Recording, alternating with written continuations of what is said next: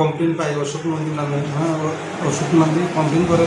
হ্যাঁ, বাবার নাম হলো পীযূষ নন্দী, আলগাপুর। তাহলে আমাদের দোকান আছে, তাহলে দোকান থেকে ব্যাটারি চুরি হয়।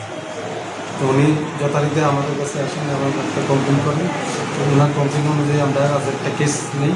কেসের নাম্বার হলো 40 আন্ডার সেকশন হলো 305 ক্লজ 1 ক্লজ পাবলিক 305 বিএনএসএ আমরা একটা মামলা নিই। মামলা নেওয়ার পরে এসআই অরূপ দাস তদন্ত নাম। হ্যাঁ, সে সিক্রেট সোর্স এঙ্গেজ করে। তো সিক্রেট সোর্সের থেকে জানতে পারে একটা ট্রাইবেল ছেলে তো রেল স্টেশনের দিকে ব্যাটারি নিয়ে ঘুরছে। তখন সেই অনুযায়ী আইও প্রসিড করে এবং তাকে ডিটেন করে।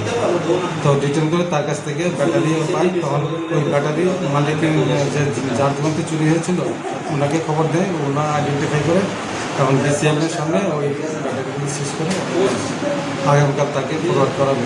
আসামির নাম হলো যুক্তিরাম রিয়াং, 24 ইয়ার্স। বাবার নাম রামবাবু রিয়াং, বাড়ি হলো কামতাইপাড়া, PS 25।